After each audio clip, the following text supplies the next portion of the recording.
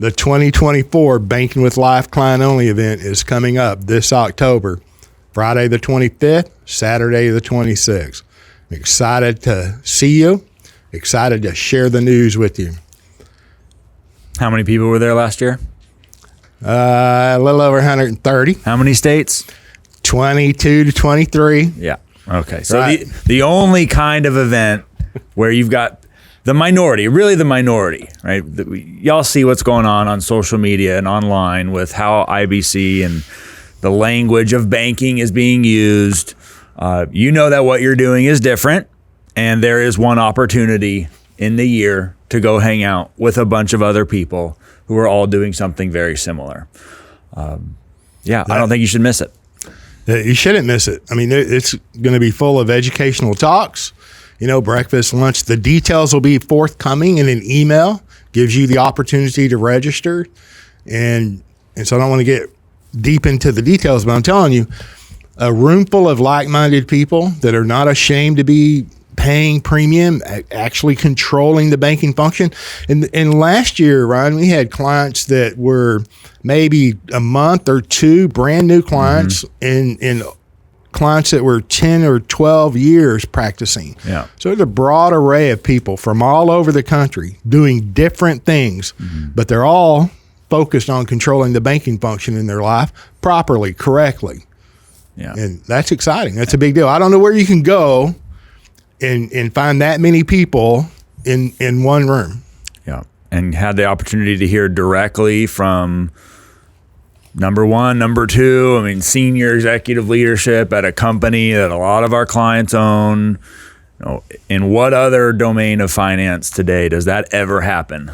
And nobody go and meet the head of some index fund, okay, or the guys who write up the 401k plans. But you get that here. You hear directly from the people who work at and are in charge of the companies themselves. You meet other people, like you said, brand new clients, people who've been doing it for over a decade. None of this. Look, there's plenty of places. You want to go do the crypto, you want to go do the real estate investing, and do into the new flashy, fun things that are really great to sell you right down a river. There's a lot of that out there. People have a lot of opportunity to go do that. This is not that. It's a nice little break from that. If you were there last year, the venue was very nice. It's a great time to be in Texas in October. I enjoyed it. It'll be a good time. Ryan's book will be out. The opportunity to get it autographed. Other new merch. Now, I'm looking forward to it. The first one, this will be the third one. The first one was really good. 100 people there, 20 different states. More people were there last year in the second one, more states. I think this one is going to be bigger and better, regardless of how many people come. I'm excited about the talks and the people talking.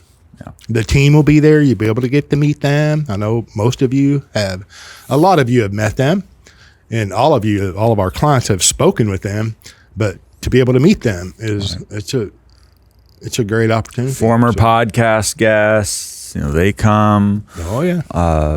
And so it's for clients of James Neathery and for my clients. And again, details will be in the email. Sign up will be through email.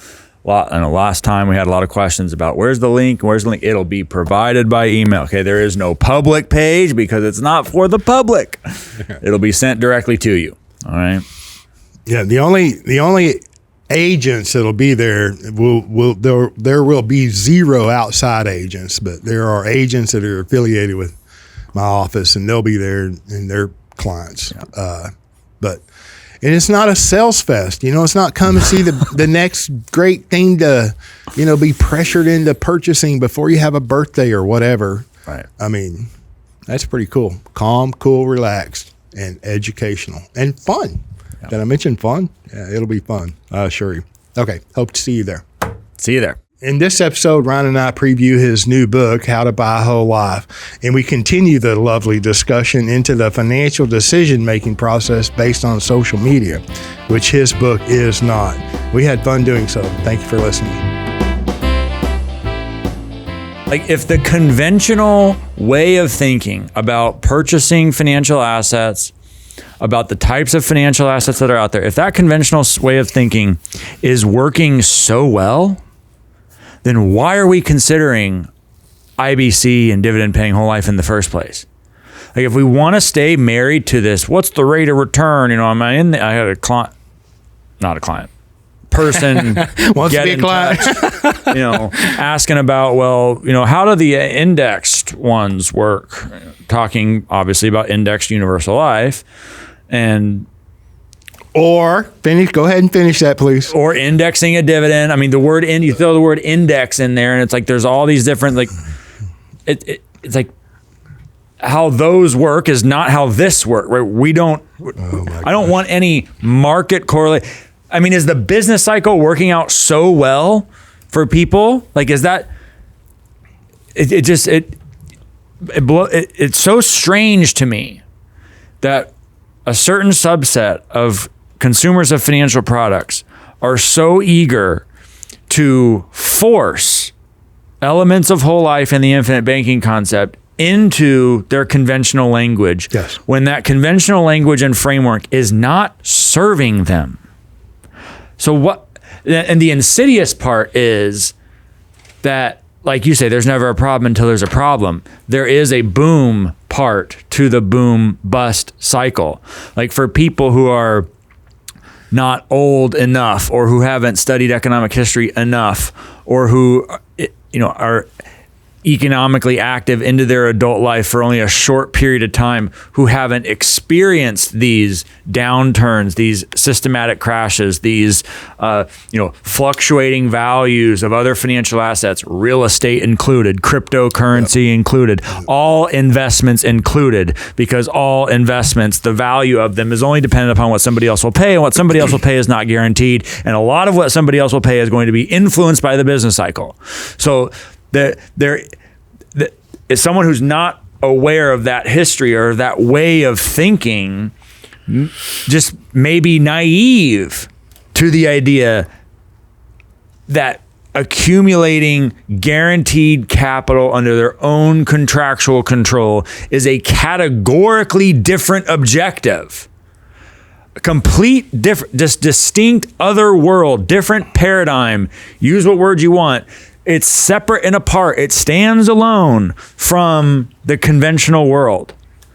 And this part of why it grinds me a little bit is the agents who are trying to simplify and make it easy, and they've got their paid coaching to go be better entrepreneurs and all this stuff, who want to dumb it down for you.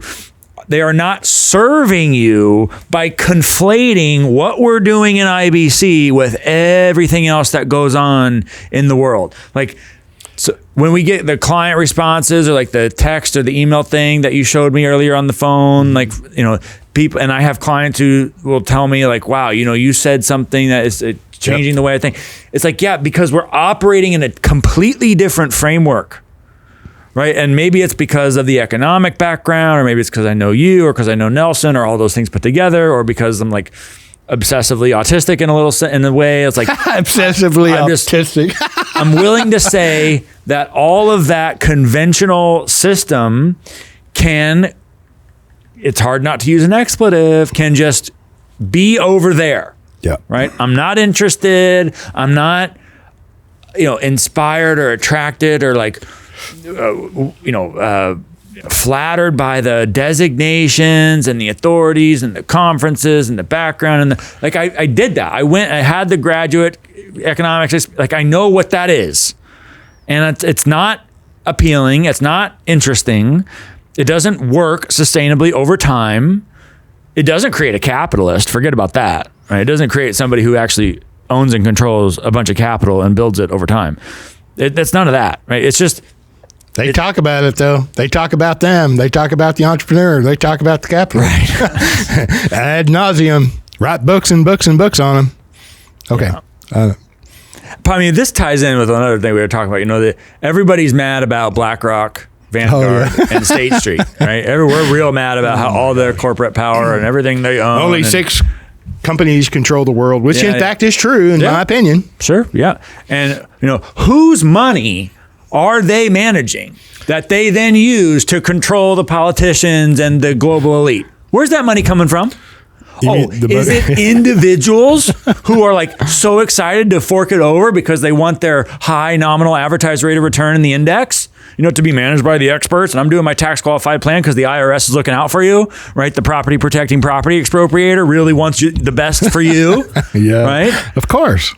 And it's for the children. It's like we talked about before. Ignorance is not a strategy. It's not. And that I'm bringing up the email. Tim, thank you, Tim. He says, "Wow, wrote this quote down from your last episode. A really great investment strategy is capitalized. Is a really great investment strategy is a really great capitalization strategy." Griggs. So Ryan said that.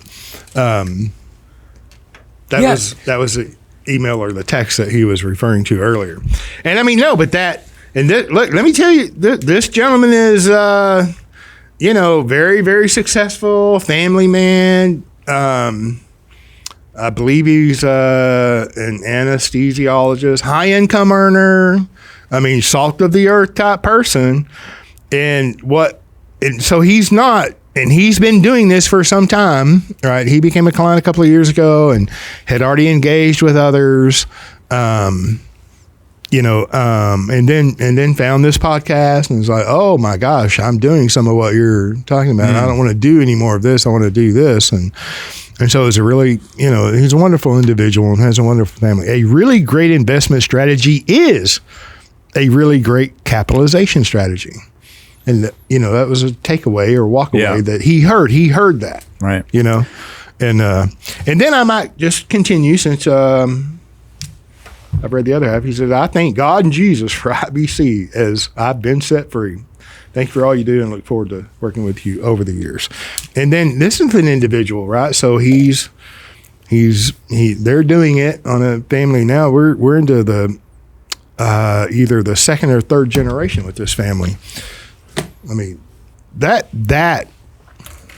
excites me. So thank you for, the comments that you have sharing, here with Ryan, things that are working. Because as much as I talk about the noise and I don't want to come across as negative. I'm a positive guy. I am an optimist to the nth degree. But then there's reality too, right? I mean, we're daily experiencing what people think they want to do, what they want to do, what they're doing, and what they've done, right? And it's not all bad. It's not all bad. But when it is not good or when it is bad, it can be a tragedy. It can be. I mean, we are dealing with life insurance legacy over more than one generation as the vehicle, no question, to be able to control some or as much of your banking function as you want to, right? This is not, in most people, in my experience, I mean, we have a lot of young clients. I've never had clients as young as I've enjoyed over the last several years, right? And throughout my career. But most people the majority of people, right? They don't discover this, early in their 20s, right? So they've done whatever they've done over the years, IRAs, 401ks, pension plan, whatever they've done, right? And so then they discover the infinite banking concept, and then they do their investigation, right? And they go through their decision-making process as to whether they want to continue and actually or maybe potentially implement that strategy in their life. And so they've done this, and so they discover the infinite banking concept. And my point here is that it can be properly integrated, right? It can be congruent with what you're doing, right? And it's not just burn it all down and start over. I think it's very important. And then whenever I want to sit down with a part-timer that just got their license a year or two ago, and God bless them, everybody should go do everything they should do, right? And I want you, because you're excited, I want you to practice on me, right? It's a no. That's a hard heck no. Talking about how it's going to it doesn't work out well. I mean, I think of my own family members who in 07, 08, net worth cut in half. Oh, yes. And, so you're 60 or 70 years old, and what you're thinking of living on is just cut in half. Oh, wait, that was 07, 08. It was cut in half, most likely, depending on their age, in 01. 99, 2000, right? It was cut in half then, as previously, occurred previously, cycle, it reoccurs. It was, their net worth was likely cut in half in 2000, 2001, and about recovered to where it was at that time in 2007 and 2008, and then cut in half again. And then, oh my gosh, you add the time value of money to that, if you want to talk financial terms, you look at the time, and then the time that it takes to recover. How many of those corrections do you really want to go through in your lifetime? And then at what age do you really want the big one to come? And I'm not saying the big one's coming, but it is coming, right? It's like, how much of that do you, and then gripe about BlackRock, State Street, Vanguard, Fidelity, and all of them. Like, as you said earlier, why you can't get your money into those fast enough. Oh, wait a minute. I don't know what to do with money, so I'm going to do what everybody else is doing with money. And I don't even realize the extent in which I'm going to give control of my capital to someone else. It's like, oh my gosh, does it really take that much to peel back the curtain? Can I get past the word life insurance? Can I get past the rate of return? What's the rate of return projected, expected? I mean, can I get past that and look at the money that's actually going through my hands and what the value of that I'm losing for myself and my future generations? Just see that, and it's like, oh my gosh, scales come off your eyes. And then the possibility that you may be able to recover or at least have the antithesis of that situation. You're controlling capital, right? And then you're controlling the future value with a limited extent. There's no question, but it's in your control. And now look, that'll separate the men from the boys too. It's like, I don't know what to do. I don't want that responsibility. I don't want to be held accountable. Well, work through that too. At least that's honest. I'd take that instead. No question. Yeah. My point is, it's easy to say, no, I don't want to do all that. I'm comfortable here. It's life insurance anyway. The whole narrative says life insurance is bad. I'm just going to, stay the course. Yeah. Ignorance. And ignorance is not a strategy. It's not. It has to do with this. I think a lot about, investing. Investing has this secular religious connotation, right? I'm an investor. Everyone wants to be an investor. All the online financial marketing, I'm an investor. I systematically give up control over and access to my money to somebody else, and that's going to be good for me. I mean, the philosophy that, what are we doing when we buy shares of publicly traded stock? Okay, well, publicly traded. So these are corporations, giant multinational corporations with millions of units of shares traded across the world all day, every day on these centralized exchanges that are quote unquote regulated by a corporatist state, and I am falling over myself in this high inflation environment, to scrape off as much of my limited income that I have to hand it over to those organizations. And that is supposed to be the holy grail of financial strategy. I mean, what? Ryan, I have, made too many mistakes. I started too late. I've made some mistakes. I just didn't invest properly or save. So I've got a short, timeline here. I've got to make up for, so I need that higher rate of return. The life insurance policy, properly built for me, personalized structure that makes sense. But it's like the rate of return, So I've got to go here to get the higher rate of return. Yeah. Yeah. I'm just as an example. The advertised nominal rate of return. Yeah. That is always the result of some carefully selected historical time period. A number that is calculated and presented to you as part of a sales process. Yeah. To get you to say yes. While you're financing your cars, your children's cars, your grandchildren's cars, the education. Yeah, bleeding out on the cost of financing. Oh my gosh. But don't look at that, right? No. There's 15 different holes in the boat, but if I could just paddle a little faster. Yeah.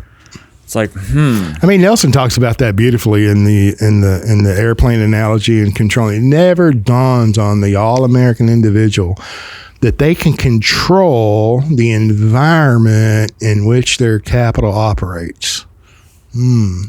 What does that mean? Yeah. Right? And you actually can. I mean, there's a litany of justifications, excuses that we tell ourselves that we rely on why we did something or why we didn't do something.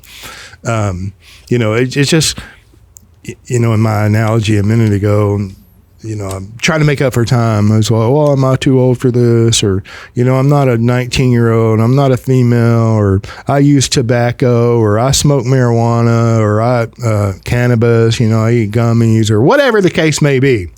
There's a litany. But there is a solution to change the direction of your money, your finances. And if you make an effort, a reasonable effort. You don't have to be, it's just a reasonable effort. You can not only change that direction for yourself, but you could potentially change other people's lives. And if you're young enough, and I'm not saying you got to be 20, 30, or 40. You can change your life if you're in your 50s, 60s, and 70s. You can disagree, or you can do whatever you wish to do. That is a fact, what I've said. Yeah. And I stress too, look, it's not magic. If you've been profligate your whole life, or you don't, haven't made generating an income, utilizing your own skills and talents to go out and serve people in order to earn, if that's not been a priority, if there's not a lot to work with, well, this isn't magic. It's not. So it's not taught. You are not taught anywhere in America today that I'm aware of to properly, consistently, with discipline, on purpose, with intent, to accumulate capital for yourself. No. So it's the exact opposite of what you're taught to do. Even a lot of the life insurance companies don't like it. Pay a big premium, build a bunch of cash value, and then please don't ever take a policy loan. Let us go invest the money. It's like, look, well, keep going. Well, on that subject of investment, there's some, because I get into like the spiritual or psychoanalytic stuff. To me, there is something wrong morally and spiritually with the idea that the way to make my life better in economic terms over time, for my lifetime, for my people, the way to make that better is for me to be ignorant and to have no control. Dependent. To be dependent. That, in no other domain of life do serious people think that way. Nobody says, I'm just going to listen to USDA food pyramid advice from the government, and then I'll just do what they say. I'll defer my decision, abdicate my decision-making authority over to the state or over to the major food corporations, and that's going to produce good results for me. I know some people do think that way, but I think we're starting to learn in this contemporary environment that not super intelligent, right? Maybe not fruitful in your own terms for you. Like, so why would the situation be any different financially? Like, to me, when I was in college, I would have these internships, and one of them would have like a tax qualified plan thing where, you could roll it over or whatever. And it was difficult for me back then to even be interested. Yeah. It's like it's going to be a deduction. Like, this was all just presented as this is what's going to happen. Oh yeah. Right. And I mean, I stress this to people, like to the employee, to to the person who's got the tax qualified plan through the employer. That was not a product for you. No one, a financial representative didn't come by and like sell that to you. That was a product sold to the employer on, in my opinion, faulty financial and economic reasoning, which is we want a tax deduction now. And then the conversation ends there. They never get to the part about the creation of a tax liability later, right? And by the way, we're not having any conversation about cost of or access to capital, right? That's just been totally muted. That's just completely beside the point. So that product, that tax qualified plan was not for you in the first place. It was for the employer. It was on faulty financial and economic reasoning in the first place. It's just, it wasn't for you. They had to include you. You had the IRS forces the employer to include you. Exactly. And that's supposed to be like the whole, like the goal, like that's supposed to be the thing. That's, come on, it gets silly. Yep. And then, the use of the word investment, I think of like the guy or the girl, the woman, whatever, who's going to go out and like invest their, get the second mortgage or whatever they're going to do. They're going to take what they have to go, get the lease for the little store in the square, or to buy their inventory, or to pay to set up their website. Or, I think of a client, he, in Southern California, ran up credit card debt so he could get his supplies to start his car detailing business. And I think it's fair to say that guy in that circumstance is investing in himself. Sure. So we're going to use the same word, investing, to describe that situation as we are to describe the automatic deduction from a W-2 income to go to BlackRock, State Street, and Vanguard. That both of those people are investing. Do you think we're calling that the same thing? Yeah, no question. That's is that great point. That's like, to me, that's disrespect. And people, you've heard of people maybe in your own life, maybe you yourself, who are actually taking the risk, who know exactly the chemical makeup of every product in his car detailing, because he knows exactly what he wants, what it costs, where he's going to get it from, who knows where every product in the store comes from. I think of this food collective where I live in Rockwall County, where it's a nurse practitioner who owns it, and she has her staff investigate every ingredient of every food item in the store, who takes such special care to steward this enterprise to be what she wants it to be. That's investing. Oh, but my auto deduction to my target date mutual fund managed by BlackRock, that's investing too. Are you kidding? No, it's not. I don't care what the name is. I don't care what the government or what anybody says that is. Whatever that is not of the same category of entrepreneurial investing that the real investor is doing in day-to-day life. Of course. That, for me, that auto deduct, tax qualified, all that is not investing. That's consumption. You're consuming. There's this idea that, I need to, I have a value in my hierarchy of values, which says, alleviating the pressure of planning for my future now. And here comes Wall Street with a little packaged, here's how you do that. Just buy this. Yep. And that's what people do. They buy it. It's a form of consumption. So people are not, we talk about retirement, Barry Dyke had mentioned on your prior podcast about retirement preparedness. There's no retirement preparedness in this country, or if there is, whatever it is of very low quality, because there's not actually any real investing going on. What is paraded around as investing under all the big conventional schemes is really just more 21st century, typical American, fake, fraudulent, counterfeit money financed, good old profligate consumption. That's what it is. And so everything really actually makes sense. Like the reason no one's financially prepared is because we're too busy consuming. We're too busy consuming these little felt needs, these little hyper short-term oriented desires that we have in the moment, and we're scratching our itch. Oh, I got a 401k. I think of a good friend of mine from back home. It's up 17%, Ryan, and it's like I'm saving. I'm saving for my retirement. Yeah. I'm saving. And you know, the National Association of Insurance Commissioners has this model language about the marketing of insurance. And, you know, never, ever should you use the word private pension plan or savings account.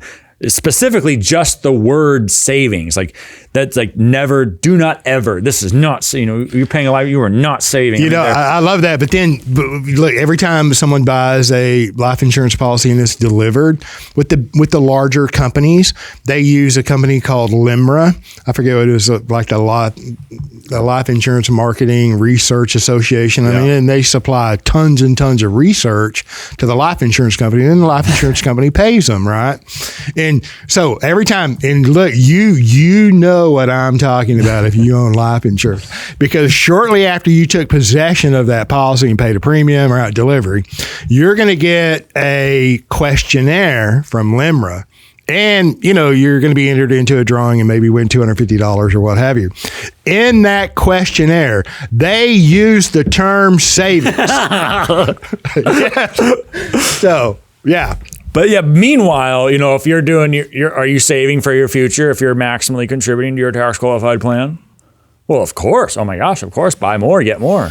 You know, once you max out the employer one, here, we got more for you. You know, they match, you know, I mean, they match up to, you know, 100%. You know, I don't disagree with any of that. Other than the consumption, I'd have to go into, you know, what we're consuming today, but the whole idea that's presented is so I'll have more to consume later if I can overcome inflation and taxes and lifestyle costs. Yeah, that's just an idea. That's just the nominal. That's just the marketing language presented to help you say yes. It's just, you know, you buy a certain kind of food at the store because it's going to make you healthy and live longer. At the end of the day, you're still consuming a product. Sure.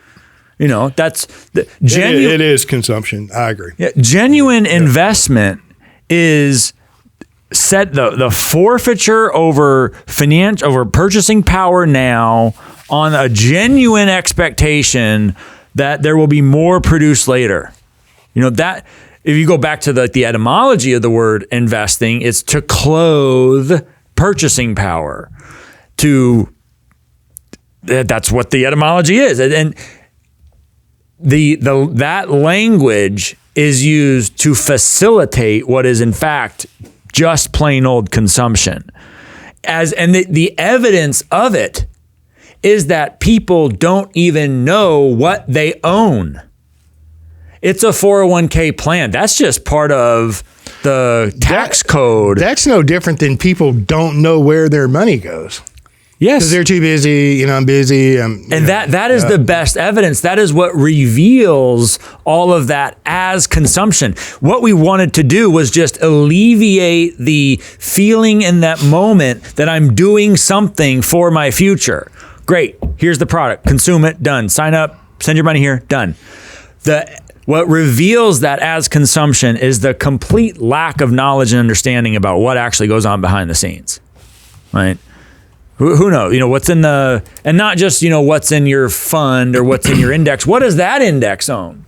You know, the knowledge of the typical participant in the big financial schemes about what is included in their financial assets in their portfolio is, I mean, you can't even compare it in a serious fashion to the level of knowledge that the nurse practitioner who owns the food collective knows about the recipes or the ingredients in each of the food products, or what the car detailer guy knows about which products he uses on his customers' vehicles. There's no comparison, right? It's as blurry and blind in the tax qualified world as you could possibly be, and it's as high resolution and precise in the individualized, genuine entrepreneurial investment world as it could be. It is the polar opposite. Yeah. And they should be talked about that way. You know, let me say too, I don't have the government, like, there's a nice little disclaimer in the book, you know, it's all information, education,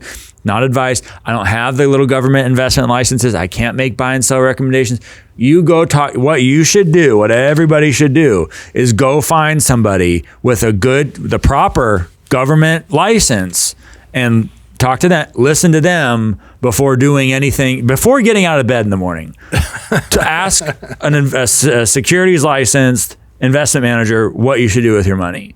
And so some of that's facetious, some of it's not. Like when I have clients who want to take money out of a tax qualified plan or sale stock market, I tell every one of them, you go talk to the administrator, go talk to your representative, go talk to your advisor. You go get their advice, go get their opinion, and I want something in writing where you tell me you went and did that. Because I'm not telling you to do anything. I have an economic background. I have economic credentials. I can give an economist. But there is such a thing as the First Amendment in this country. I can still say what is on my mind, right? But, we live in a certain context in a regulatory environment. So you go get all of those really great formal opinions, write that down so that you did that, right? Let's all be above board to the hilt. It's the least popular thing you can do in the financial world is liquidate some or all of the holy grail of IRS and Wall Street approved assets in order to pay a life insurance premium to a mutual life insurance company. That's a fact. Wonder why it's so unpopular, by the way. And that too, if you continue there, just consider broader consideration. You can, so in the securities world, and I'm going to specifically talk about annuities for a minute, right? An annuity is a life insurance contract, and it's really meant for the liquidation, not the accumulation of money, right? Income that you can't outlive and what have you. And I believe that there's a proper place for them. But there are many types of annuities, but two fundamental types are the fixed annuity, right? And then the variable annuity. The variable annuity has like many mutual fund type accounts, are called sub-accounts that are there to generate a return. And then so that's a securities, right? So you have to have a securities license to recommend the purchase or the sale of that. And then there's the fixed annuity that has no security to it, right? There's no risk of loss there, market risk of loss, right? And here's the state of affairs in America today. Little Mrs. Jones or anyone, all right, can go online and purchase any type of security in about 20 minutes. I can do that all online, answer all the questions and what have you, and I can make that purchase. All right. Now in the life insurance world, and so there's if you're specifically to an annuity, there's an insurance company involved in that somewhere, right, behind the scenes, whether you go on a big platform and do that within 20 minutes or not, right? There's a life insurance company that's handling the annuity, whether the big front facade that you engage with online owns that life insurance company or not. There's a life insurance company involved because it's an annuity, which is a life insurance contract. Okay. So anybody in the country can go on and I don't even know them all. I can set up an account and put a bunch of money in. Obviously, teenagers can do that online, the gamification of securities at whatever level. Doesn't take a minute or however long, All right. And then you have an individual that maybe they're concerned about, like annuities are most of the time often used for income that you cannot live. And they want some guarantees. They don't necessarily want a security. All right. And so I can go risk everything that I put into an investment, and I can open that account in about 20 minutes. Or I want to guarantee a future income that I can outlive without any market risk of loss. And now I have to go through a robust suitability, which is included over here as well. You got to go through both. I can do one online in about 20 minutes.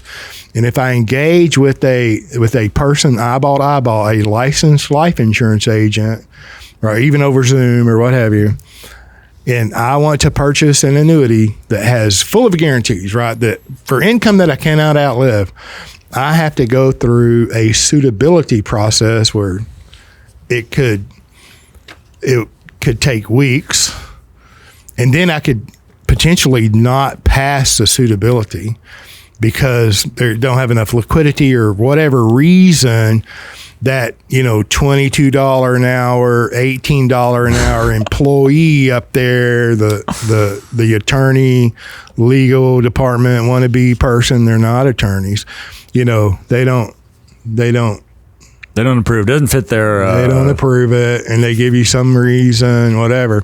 It's like, oh, okay. So it's like medicine, and it can, if I'm going to go onto a plan, I want a nurse 5,000, 3,000, 800 miles away, telling my physician what they can or cannot do when it comes to treating me in a health situation. It's like, it's ridiculous. Look, I don't want to end on a bad note here. I'm not saying I'm ready to end, because we talk about these train wrecks all the time. And I shared with this earlier email that Tim sent. Thank you. I was talking about natural nutrition and all of that, which takes an additional level of discipline. My fat American self, I might need to lose some weight, right? Okay, that's going to take some discipline.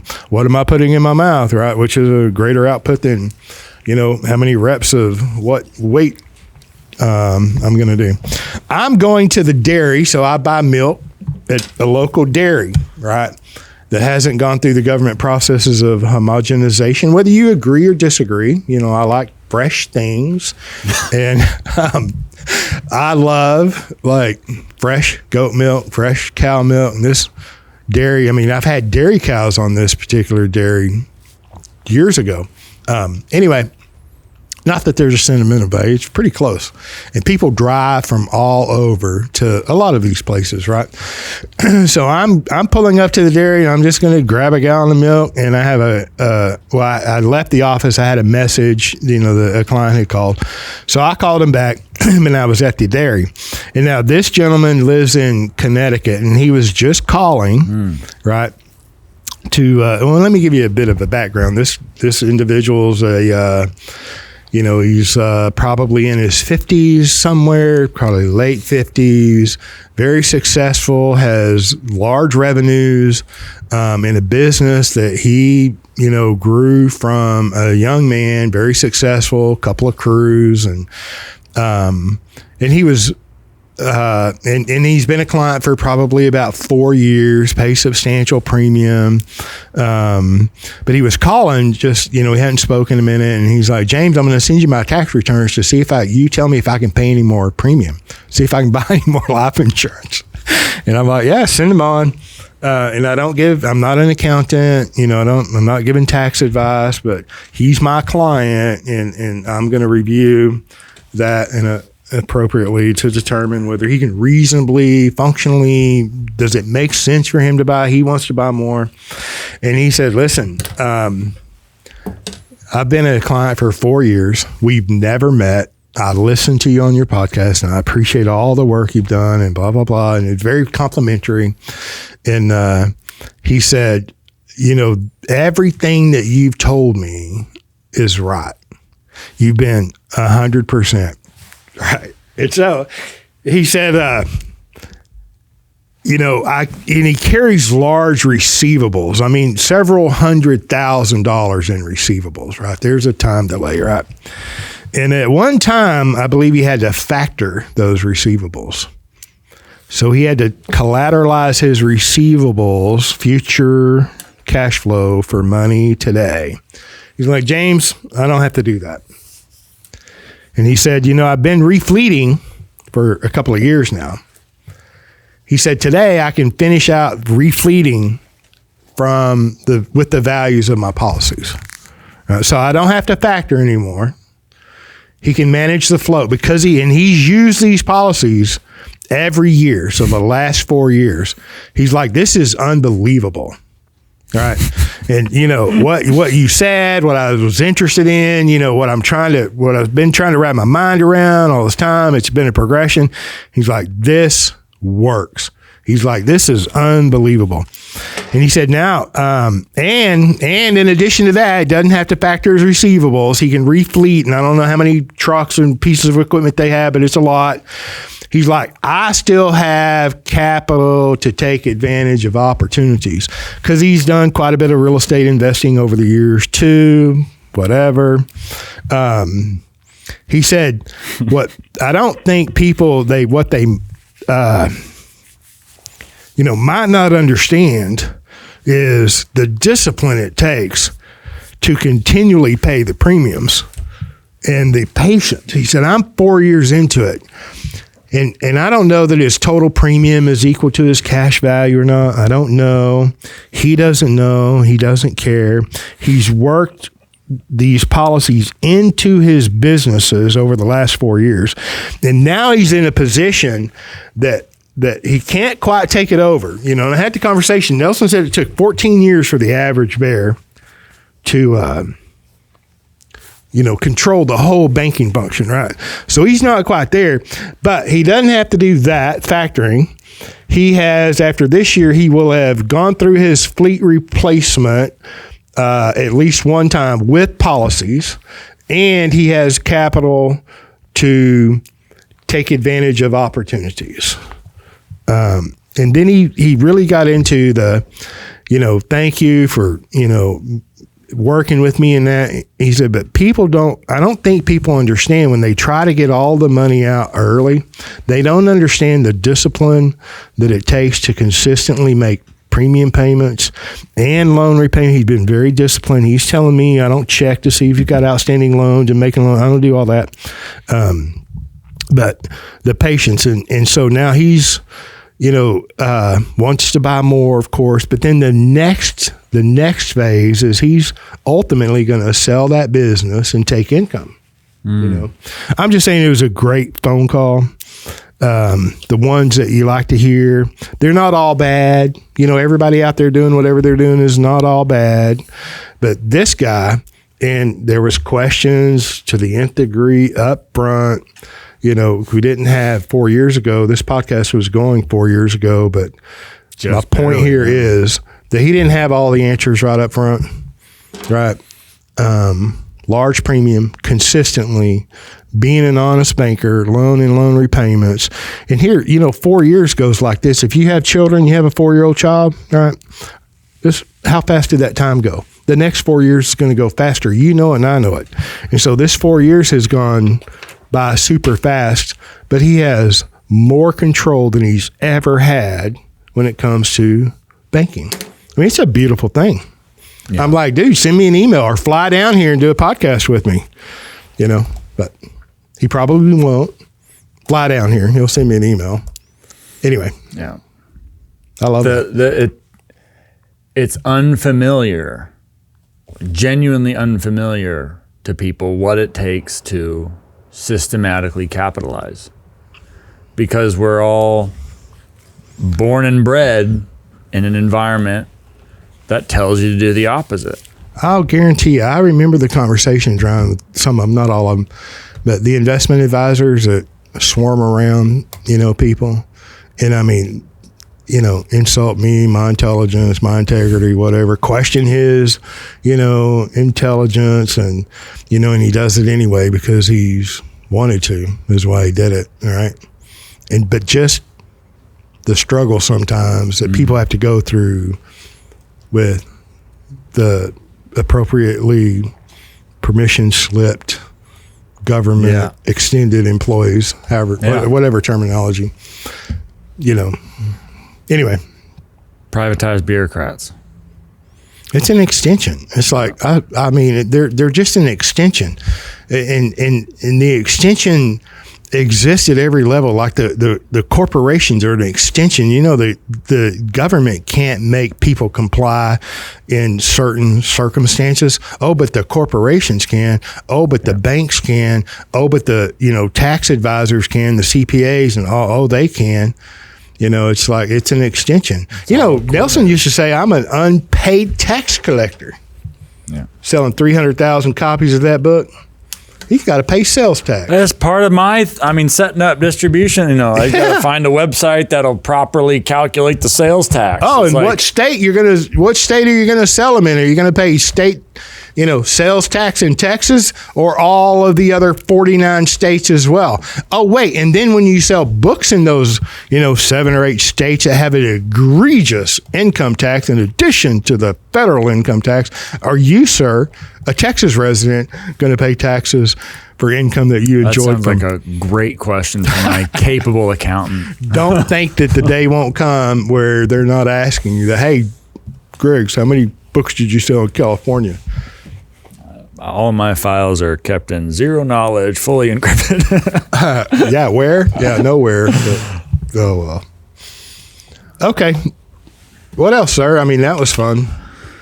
No, I'm happy. I'm good. I'm more pleased with this book than I thought I would be, because it's been grueling up to this point. Did you throw my name around in there every now and then? Ha, perfect. I mean, Barry threw my name in his last book with Doug Jones, so just throw my name around a little bit. Anyway. I mean, I'm excited the goal, we'll see how it goes. And, I don't do the paid marketing or paid advertising, and people are going to find out about it or they won't. It's out there. It's available for the people who want it, and or it will be available. How to Buy Whole Life is now going to be a key search word that all of these janksters, put in their search thing. And they're going to have ones, by the way, the background, it's so difficult for me to decide what I want just in terms of any kind of design or aesthetics type thing ever. They know you're high maintenance and they love you. Getting to my website, like the aesthetic of my website, and I'm redoing the website, figuring that out is just I redid the kitchen and the months and months of all the materials. You got to see all the things that you could possibly have, and then the price, and then all. It's just so it's what do I want the cover to look like, And I think it was in a conversation with you where, when I was a kid in elementary school, we had textbooks, and I wanted an educational vibe. Sure. I didn't want markety type crap, my big face all over it. Oh, but I mean, you want to put your face on a book, fine, but there's not a picture of my face anywhere in here. And it's so what is it? So then you look at textbooks, and God, they're all hideous. I mean, ugly, awful, clunky textbook. I'm like, oh, well, that doesn't. I'm so what kind of aesthetic gives an educational or has an educational type? And then so I think about my own. It's well, back in school when we had textbooks that I had to rent from the library, on campus, you wrapped them in brown paper bags. And that was your textbook. So that's why this looks the way it looks. Brown, it's not a literal brown paper bag, but that was that's where that came from. And then just big freaking text. If I look it up online and I see my little miniature, centimeter by 2 centimeter thumbnail, am I going to be able to read what it says? And so you got a big, giant, bulky typewriter text that tells you what it is. It looks wholesome to me and natural. And it's just really about the right size too. Not overly big or not overly small. I can read it. It's it looks clean. It looks, I don't want to say, if you go to the organic stores, and you want to eat clean, right? It has those products look different than the commercial stores. That has that vibe to it as well. It has a clean look to it, kind of a pure. And I don't want to go overboard here, but I mean this, right? It's that looks holistic, wholesome, pure, organic. That it's got that kind of a vibe to it as well. And I had to fight these people on every damn front. Don't put it left justified, put it in the center. No. The subtitle and the author, those have to be the same text size. No. On the binding or along the spine, I hate how I have lots of books at home, and they're on their shelves, and they always print where the text runs parallel to the spine. Yes. And so if the book is there on the shelf and you are not cross-eyed and you want to read, you got to do this. Yep. You know? I'm like, no, it should be on the shelf and you see what it is and who it's by. And then they're like, well, the text is going to be small. I'm like, then make it small. It's okay. It's okay. They can squint. And then I want on the back, you know, how do people know if they're going to want to read it or not? Yep. And so I'm like, well, here's an idea. Just show them a little bit of what's there. Let's put an excerpt on the back. Not a summary, not a blurb from some authority figure. Like, just put an excerpt there. Yep. And that's going to take up a lot of space, and the designer really recommends you keep it under 100 words. I'm like, oh my God, I got to fight every single, who's paying who here? Like, just do what I asked, you know? And so finally get an excerpt on the back. It's like, oh, nice. You know, I love that. And I really appreciate the fact that, you know, there's not 47 endorsements and I'm lost among them. Yeah. Okay. But, you know, speaking of who's paying who, you know, I know people want to know, how'd you finance all that? So the order, there's a lot to pay for throughout the first run that is currently, the print order has been placed. I don't know if they're physically printing yet, so I got to tell them, I got to give them the go ahead, but that did come out of a policy loan. Now that policy loan was big enough to also pay for other things that I am, you know, related to the house remodel. Plenty of other things to pay for. But, you know, I talked about this too. I get why people do the print on demand thing. Absolutely. Because if you want to do a traditional bound, high quality book, this is US Digest, 8.5 by 5.5. Normal print on demand services will do either 6 by 4 or 9 by 6. 9 by 6 is too small. 4 by 6 I thought was, no, 9 by 6 is too big. 6 by 4 was to me too small. The 8.5 by 5.5 I thought was perfect. Most print on demand places don't offer that. So if you want that, if you want a quality binding, quality paper, all that, you got to do traditional publishing, which means you got to order in bulk up front, because there's no corporate signing deal here, right?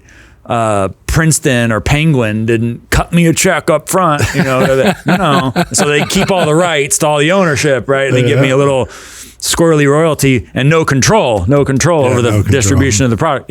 Nope. And so what was necessary to do it the right way? Oh, I needed a lot of capital to do that. Oh my gosh. Yeah.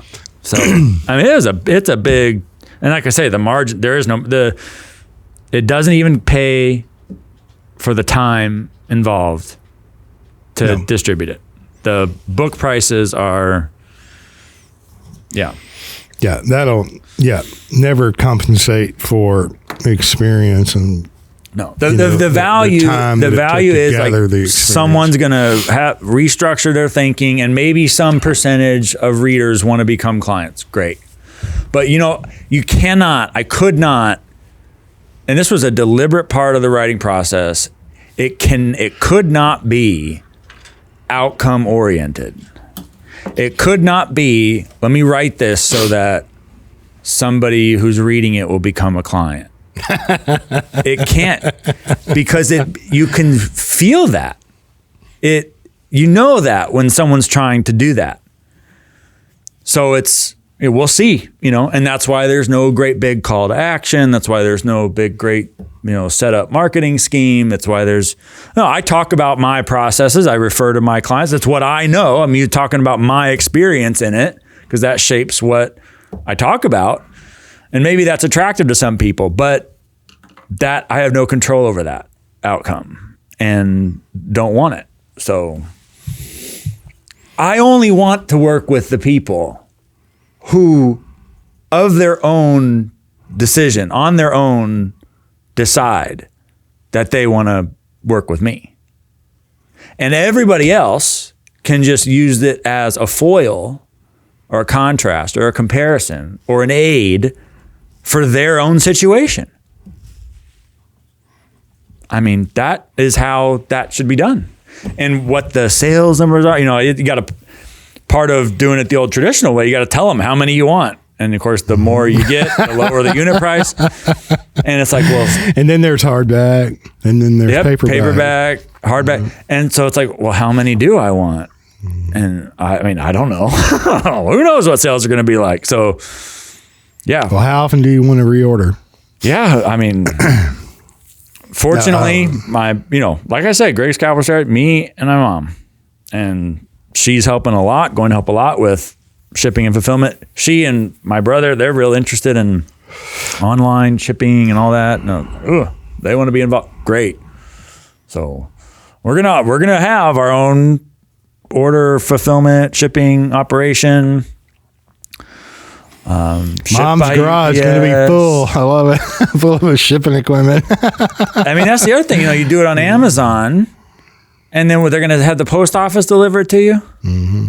Come on. I ordered a grounding bed sheet from this company, and the shipping time, because they put it through the post office, 2 weeks. What are you talking about? No, you're gonna pay $1 or whatever more to do UPS proper. If you do things in volume with UPS, it's a reasonable price. Are they better than FedEx? Oh my God. I mean, God bless whoever has to do business with FedEx. I have never had a positive experience with FedEx. Oh, really? Well, packages mangled. Oh my gosh. We're out where I live, and we have a kind of a long driveway.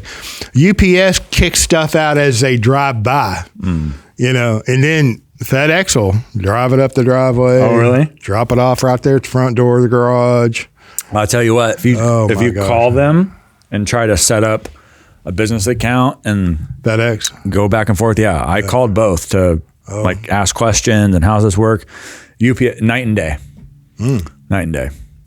FedEx was just like, okay, I don't care under no circumstance will I endure this. That was my experience. Maybe other people. I may have it backwards. I could have it backwards. I don't do all the ordering and whatever. One of them, I'm telling you, one of them kicks it off. It's probably FedEx. Now that I'm thinking through this, UPS drives them right up the. Yep. Okay. Well, thanks for sharing, sir. I had fun. I hope you enjoyed listening. Thank y'all.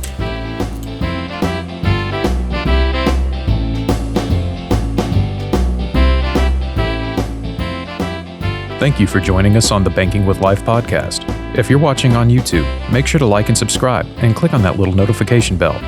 Otherwise, join us on Apple Podcasts and Stitcher for weekly content.